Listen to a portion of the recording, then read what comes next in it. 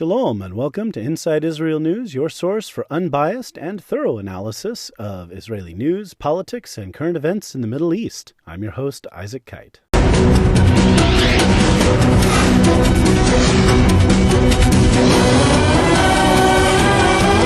Captain's Log Supplemental. This supplement is about the Israeli election results. It is Wednesday, March 24th, and I have been waiting to record this supplement so that I can get you the best numbers. I've waited until we have about 90% of ballots counted, because if you talk about results before that, there's still a lot that can change. But now that we're in the sort of bottom 10%, we're likely to see less shift this way or that in the election results. So chances are, one party might gain a seat relative to another party, or another party might lose a seat, one seat this way or that. But for the most part, these results are going to be pretty close to the final, and they give us some clues as to what Israeli voters are thinking and how the coalition might come together, depending on how negotiations toward that end come out. So with that, let's take a look at the numbers at 90% of precincts reporting and see what we're at. In the big picture, I do want to say you're going to hear a little bit in the media spin, especially if you go to some of the more left-leaning news sites like Times of Israel, that voter turnout was low. So I want to address this voter turnout thing. Voter turnout was over 67%, which is two-thirds of eligible voters. And people are talking about how it's down about, it's off 4% from the election that took place March 2nd, 2020. So, yeah, it's off 4% from the last election. But if you look at the two elections that took place in 2019, in both of those elections, turnout was about 68%. So it's approximately average for an Israeli election. You did have really high turnout in 2015 that led to 72% turnout. And a year ago on March 2nd, 2020, there was 71.5% turnout. So those two were kind of high. But, we're only talking about a few percentage points this way or that. So if you get some of this media narrative, Bibi wins on low voter turnout, we're not talking about especially low voter turnout. It's 4% down from the last election, and just about a percentage less, maybe less than a percent less than the 2019 election. So pretty good, reasonable turnout. And honestly, 1 or 2 percentage point more in voters would not have affected the outcome that much, even if they had all voted against Bibi or for Bibi or what have you. We're talking about a few seats this way or that way. So with that, that's kind of the macro. Let's get into the numbers. So once again, we're talking about 90% of ballots counted approximately, and this is the way the election is shaking out at present. Likud has, again, this is a number of seats that have been earned by each political party out of the total of 120. So that's the proportional system in Israel. So Likud has 30 seats. Yesh Atid, so Likud, of course, is Bibi Netanyahu's party, and this election is about whether Bibi continues as prime minister. So that's Likud with 30. Yair Lapid, the leading opposition candidate, is Yesh Atid party, is at 17. Shas, the Sephardic ultra-Orthodox party, is at 9. Blue and White, Benny Gantz's party, is at 8. Surprisingly high, as you know, Blue and White, well, we'll discuss more in depth later, but Blue and White was polling really low early on. Yamina, the Naftali Bennett's right-wing party, is polling at 7, has 7 in the election results. Yisrael Beitenu, led by Avigdor Lieberman, the secular nationalist right party, is running at 7. Labor, led by Merav Michaeli, has jetted back to relevance at 7 seats. United Torah Judaism, which is the Ashkenazic ultra-Orthodox party, also at 7. New Hope, the party led by Gidon Sa'ar, which was polling much higher in early polls anyway in this election, has come in at 6. The Religious Zionist Party is at 6 seats. That's the far-right religious party. Joint List, which is the 3 main Arab parties, is at 6. Meretz, the left-wing sort of protest peace party, is at 5. And Ra'am is at 5. Now, early on in the process, it wasn't clear that Ra'am was going to clear the threshold. But just as we got into the 80 percentile, 80, 85%, 86%, Ra'am jetted back up over the electoral threshold. You have to earn 3.25% of the vote of the total votes cast in order to earn seats. And as Arab communities in northern Israel began to report in greater numbers, Ra'am came above the electoral threshold, and they're going to stay there. At this point, out of the remaining about 400,000 votes to be counted, chances that even if no more votes came in for Ra'am, they'd be ahead. They'd be above the threshold. So we're at almost 4 million votes counted, and those are the results that we see at this point. So with that, let's look at the pro and anti-Bibi groups and see how they are doing versus one another, and what are the likely coalitions. What's the likelihood that Bibi is going to be reelected? More on that in just a moment. Now, as I've mentioned before, typically I like to divide Israeli political parties into 4 categories: center-right, center-left, the religious parties, and the Arab parties. But this year it has kind of destroyed those particular 4-way, this dichotomy of Israeli politics, because now it's pro-Bibi, anti-Bibi, undeclared, those who are neither for nor against necessarily, and the Arab joint list, which I consider a 4th category. So the 4 categories are there. They're just shaken up a little bit because of the personal nature of Bibi's leadership, the question of whether Bibi should continue as prime minister, and also because of the peace treaty with Bahrain and the UAE, also with Sudan and Morocco. Israel normalizing relations with Muslim countries has led to a change in the political system. With Ra'am in the Knesset, they may go ahead and join the government and give Bibi another term. So let's talk about these numbers. So the Bibi's natural coalition, the closest allies. Now, these are parties that are not just going to go ahead and jump in bed with him in terms of the coalition, but they are definitely the ones most likely to form a coalition with him amicably, have 52 seats. Those parties are Likud, his own party, obviously, the 2 ultra-Orthodox parties, Shas, the Sephardic, and UTJ, the Ashkenazic, and the Religious Zionist Party. All told, they have 52 seats. Now, I want to talk about polling in a little bit, but again, as I kind of told you, we were kind of in that ballpark. We were in the ballpark of about 50 seats with them a few weeks ago, so we got an idea of where they are. The anti-Bibi party coalition, led by Yesh Atid, the largest part of that, with Yair Lapid's party.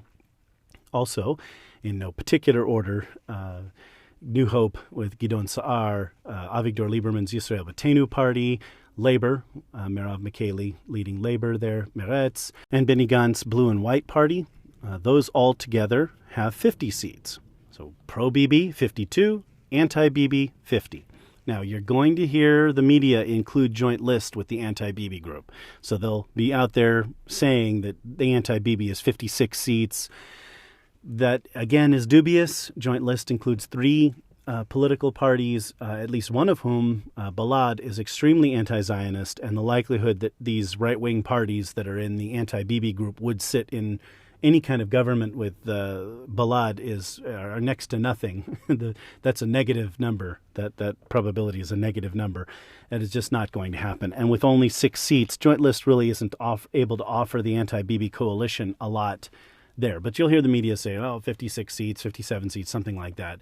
The fact is, joint list really doesn't belong on that list. So pro-Bibi is 52, anti-Bibi is 50, and the undeclared parties, Yamina, led by Naftali Bennett, and Ra'am, led by Mansour Abbas, have 12 seats at the moment. Now, we're looking at as the last-minute numbers come in, Meretz has been growing against Ra'am, so mathematically speaking, if Meretz gains just a few more votes over Ra'am, they will exchange a seat because of the way that the proportionality works. Meretz will round up to a seat, and Ra'am will round down a seat, meaning that that would change the proportionality just a little bit. So Meretz would go from 5 to 6, and Ra'am would go from 5 to 4. So there are just a few seats that could shift around like that in the last 10% here as the final votes are counted. In terms of the macro, let's talk about that real quick. And I did mention voter turnout as an issue. Arab turnout was actually rather low, about 44% in the total election. They've had higher turnout in that community. IDF turnout higher at 77%. Overall turnout 67%, about, again, 4 points off from the last election, but just about a point, within about a point of where the elections were in 2019. So looking at this, again, the voters have spoken. Obviously, Bibi has come out with the largest plurality, and especially if you remove the sort of dishonest reporting that includes joint list with the anti-Bibi group. There really needs to be an asterisk there and some explanation offered regarding that. But when we look at these results, Bibi has a path to re-election. One way or another, it looks like if he brings Yamina into his coalition and Ra'am, he will have a majority, 61 seats out of the 120. Now, Bibi's no fool. He was on the phone with Naftali Bennett election night, shortly after polls closed, to talk to Bennett. And Bennett is kind of in a kingmaker position. Bibi certainly needs him in the coalition, but he cannot offer Bibi the majority. So, yes, he's a kingmaker in a sense, but he's not entirely the kingmaker. Bibi couldn't just say bring Ra'am into the coalition and have a majority. He needs he needs Yamina in the coalition, but he needs both of them. And so that has diminished Naftali Bennett a little bit. For a guy who was running around bragging about how he could be the next prime minister, down now at 7 seats, and he's going to have to kind of take a back seat in Bibi's coalition if he really wants to remain relevant. There's not much he can do in the opposition coalition. And much of the opposition coalition are parties that are opposed to Naftali Bennett's agenda and his party's constituents' interests. So not a great option there. He'd be in much better shape if he just goes ahead and joins a coalition with Bibi. And if Ra'am also joins that coalition, there will be a majority. There is a scenario here where this goes to a 5th election sometime this summer if Bibi is not able to form a government, if he's not able to reach an agreement with Bennett and Ra'am or bring anyone else into the coalition. And we'll see how that goes. But that is definitely a path to re-election. And it's a stronger path than the anti-Bibi group has. In fact, already we're starting to see op-eds on the Jerusalem Post and a couple other places talking about how a lot of parties have been running strategically, thinking about the future. So a lot of people are trying to explain away the failure of the anti-Bibi coalition by saying, well, some of these guys like Gantz and Gideon Sa'ar and some of these people, they've been running for the next election. They have their eye on the next election. We'll see. I'm not sure that anyone wants to have their eye on the next election. In politics, you really want to win when the opportunity is of the moment. And some of these people, who knows whether Gideon Sa'ar will even have the popularity to win another election if another one's held.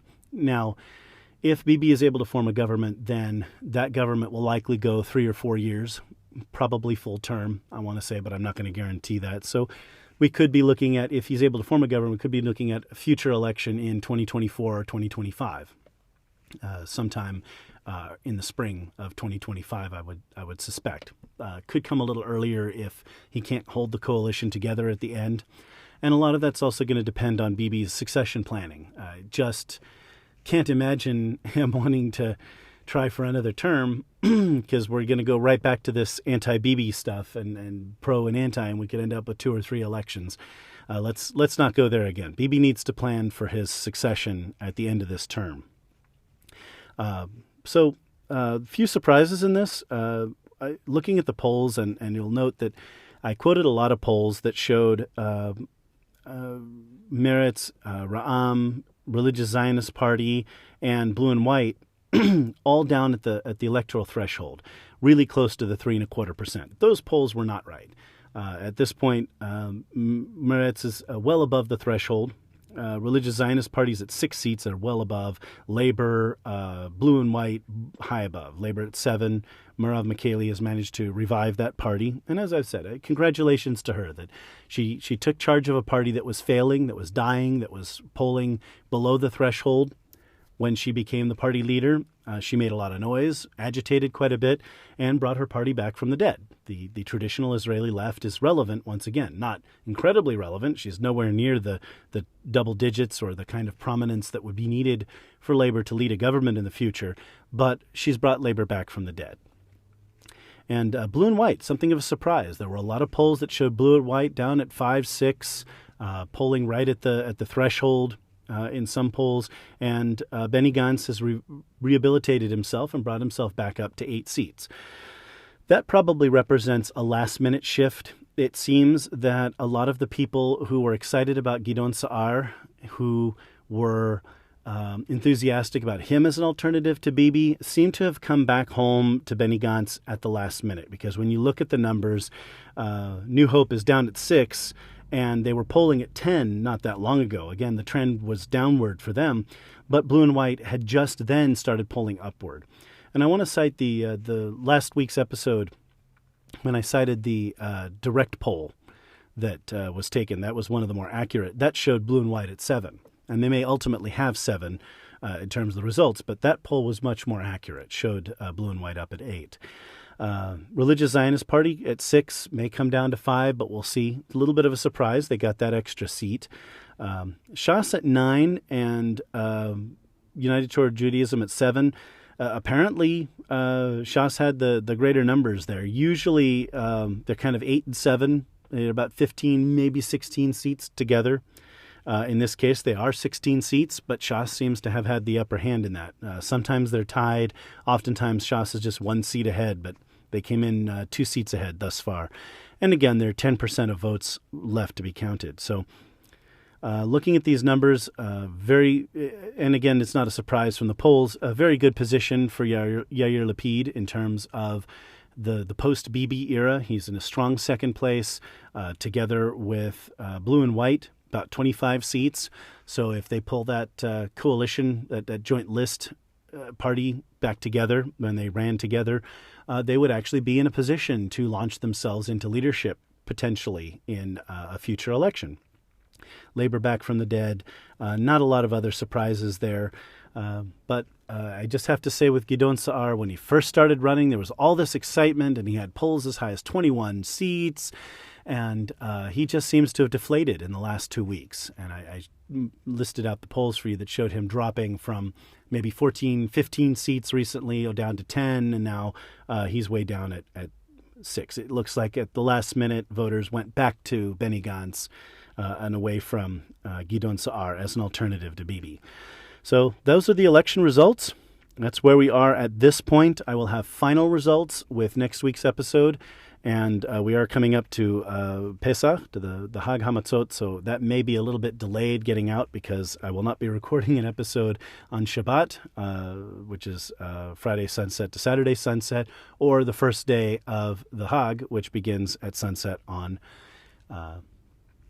Saturday. So those 2 days will be off. I may be able to record it Sunday night or Monday, and I will get that out to you as soon as I can, with final election results, hopefully, and some analysis. There will be some politicking during the Passover week, and there may be some, but generally speaking, this is a week off for most Israelis, so vacation time for a lot of people.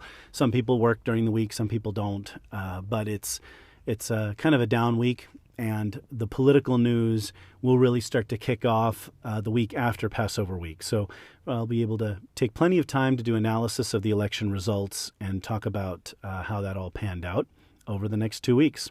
So with that, I will say goodbye. Lehitrot. אולי נפליגה בספינות מחוף אילת עד חוף של הר ועל המשחטות הישנות יטעינו תפוחי זהב כל זה אינו משל ולא חלום זה נכון כאור בצהריים כל זה יבוא מחר אם לא היום